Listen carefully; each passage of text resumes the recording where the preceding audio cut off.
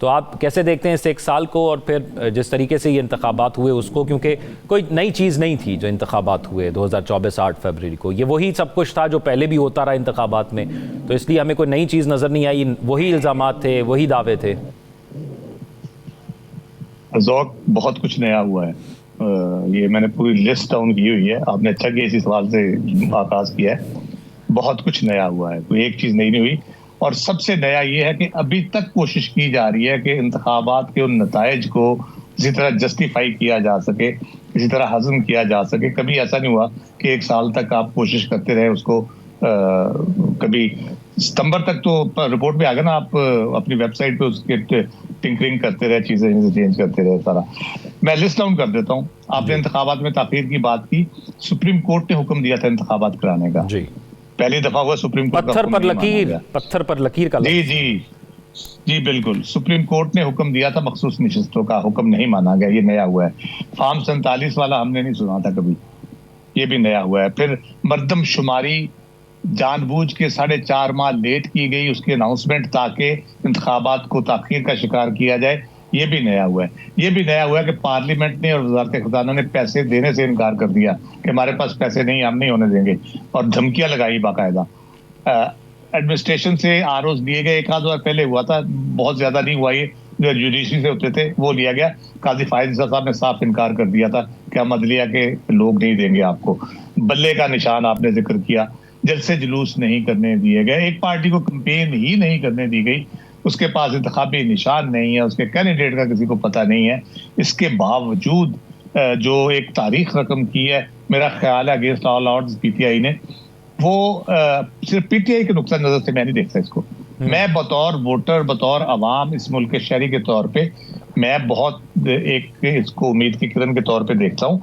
और ये चेंज आनी है, ये बुनियाद रखी गई है, ये चेंज आनी है। लोगों को पता चला है कि वो वोट से तब्दीली कर सकते हैं, उसको रोकने की कोशिश हो रही है। जैसे मैंने कहा, एक साल से यही कोशिशें जारी हैं सारी कि किसी तरीके से 8 फरवरी के इंतखाबात को कर लिया जाए। लेकिन बात यह है कि सिर्फ इंतखाबात को आप अगर कर लेते हैं तो क्या आप हुकूमत और पाकिस्तान के सारे मामला ठीक से चल पड़ेंगे? तो ये बड़ा एक कह लें कि डिफरेंट किस्म की सिचुएशन है। इसमें आप कहते हो सियासत कुर्बान कर दी रियासत के लिए, तो आप तो पॉपुलैरिटी के दावेदार भी हैं। सियासत कुर्बान हो गई तो आप पॉपुलर तो नहीं रहे। इसका मतलब है आप खुद कह रहे हैं कि आपने अवाम की हमायत खो दी। तो जब अवाम की हमायत खो दी तो आप अपनी लेजिटिमेसी कहाँ पे तलाश करेंगे?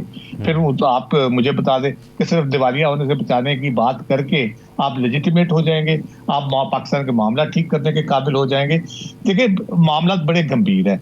इसमें अदालती जंग जारी है इंतखाबात के हवाले से, 8 फरवरी के इंतखाबात के हवाले से। उसमें आप देख रहे हैं, उसमें भी बहुत सी चीजें नहीं हुई हैं।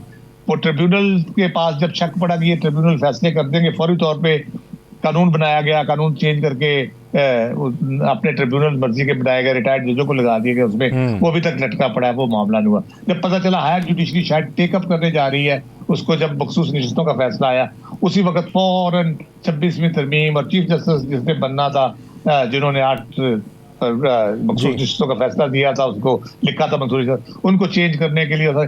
देखे, इतनी बड़ी मुसीबत में हुकूमत पड़ी हुई है, मुसलसल जिस किस्म की बातें ये कर रही है, डिस्टॉर्शन पैदा कर रही है पूरे सिस्टम के अंदर, आइन के अंदर, कानून के अंदर, तो ये को मामला ठीक नहीं हो रहे।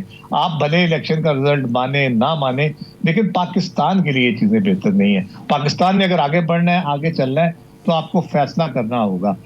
और इसलिए मैं उस कमीशन की, जो पत्थर ने भी कहा, पीटीआई भी कर रही है, मैं नहीं कहता आप किसी को जिम्मेदार ठहराए, फांसी पे लगा दे या लटका दे उसको, राजा सुल्तान सिकंदर साहब को या गवर्नमेंट को या किसी को।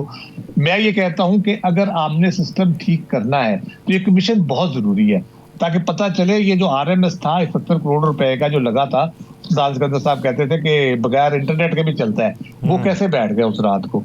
पता चले कि जो इसके मामला थे इंतखाबात में, उसमें किस तरह से पार्टियों के पेपर्स जो जमा कराते थे वो क्यों नहीं कबूल किए जाते थे, और उसके बाद रिजल्ट्स को किस तरह उस तरह से मैनेज किया जाता, और इस्लाहात की उसमें बात की जाए, ताकि ये मामला हमेशा के लिए खत्म हो। इंडिविजुअल को निशाना बनाना या किसी महकमे को निशाना बनाना, ये चीजें खत्म हो और पाकिस्तान आगे बढ़े, जमहूरियत के रास्ते बढ़े। नजम साहब, एक बात की आखिरी बात कर दूं, ट्रंप के हवाले से बात की। अब आया ना वो पूरी ताकत से, अब उसके इकदाम देखे, वो सिस्टम भी ठीक करेगा, सिस्टम लेके भी आएगा और नजर भी आ रहा है कि वो चीजें ठीक कर रहा है। तो जब आवाम की ताकत से कोई हुकूमत आती है ना, वो फिर ये काम कर लेती है। ये सदर आसिफ अली जरदारी साहब का जो दौरा है चीन है, बड़ा मुस्बत रहा, बड़ी अहम डेवलपमेंट्स हुई। हमने देखा कि बहुत से मुआहदे हुए, प्रोग्रेसिव किस्म के मुआहदे हुए, और पाकिस्तान के अंदर सिर्फ अमली तौर पर नहीं, चाइना के साथ जो मुआहदे होते हैं बाकी मुल्कों की निस्बत हम देखते हैं कि हमें वो ऑन ग्राउंड चीज़ें नज़र भी आती हैं। हमने बहुत से प्रोजेक्ट्स पाकिस्तान में देखे, CPEC देखा, गवादर में प्रोजेक्ट्स देखे जो अमली तौर पर सामने आए और उनकी बेनिफिट्स दोनों को हो रहे हैं। तो इस दौरे को आप कैसे देखते हैं?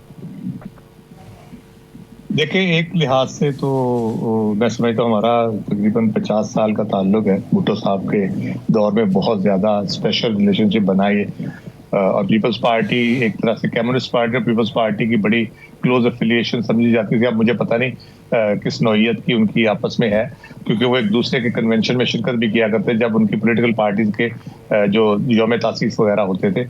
यहाँ पीपल्स पार्टी का डेलीगेशन जाता था वहाँ पे चाइना में, वहाँ उनके लोग यहाँ आते थे। तो अभी उस किस्म की मुझे एक्टिविटी नजर नहीं थी, लेकिन पीपल्स पार्टी बाकी जमातों की निस्बत काफी करीब समझी जाती है चाइना की क़यादत की।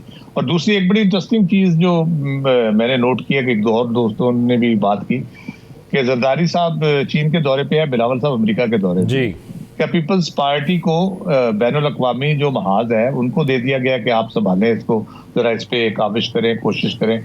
चाइना से मामला तो चल रहे थे, वज़ीर आज़म साहब भी बात कर रहे थे, वज़ीर ख़ज़ाना साहब भी खत लिख रहे थे उनको, कुछ रोल ओवर के, कुछ बाकी लोन शोन जो उनसे लेने हैं।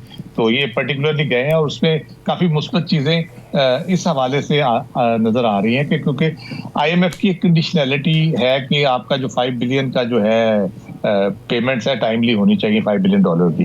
टाइमली पेमेंट्स अगर नहीं होती तो वो कहते हैं जी हम फिर देखेंगे कि हम अगली किस्त आपको दे ना दे।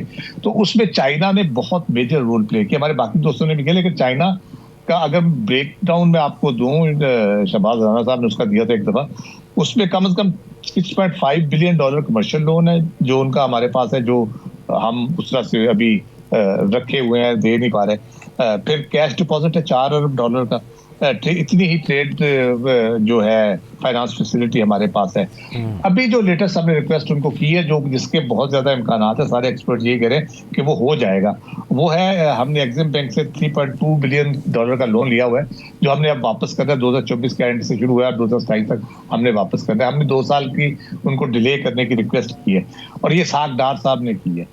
अब ये बड़े डिफरेंट अब रोल्स की बात यहाँ पे आ जाती है। चाइना तो कर रहा है जो कर रहा है, बहुत अच्छा कर रहा है और करना भी चाहिए उनको, क्योंकि हम भी उतने ही उसके खैरखा हैं जितना वो हमारे खैरखा हैं, बल्कि बहुत करीबी तौर पे हमने इंटरनेशनल पॉलिटिक्स में एक दूसरे के साथ हमेशा खड़े रहे हैं, डट के खड़े रहे हैं। तो उस हवाले से भी बहुत एक करीबी ताल्लुक है। तो अब ये जो सारी कोशिशें हो रही हैं, इसमें इसहाक डार साहब वज़ीर ख़ज़ाना का रोल वहाँ प्ले कर रहे हैं, जरदारी साहब और बिलावल साहब वज़ीर ख़ारजा का रोल प्ले कर रहे हैं, अब वज़ीर ख़ज़ाना साहब किसका रोल प्ले कर रहे हैं। वज़ीर दाखिला साहब भी गए हुए थे वहाँ पे, मेरा ख्याल है वो उनकी मीटिंग जो हुई अपने हम मनसब से, वो बहुत इंपॉर्टेंट है।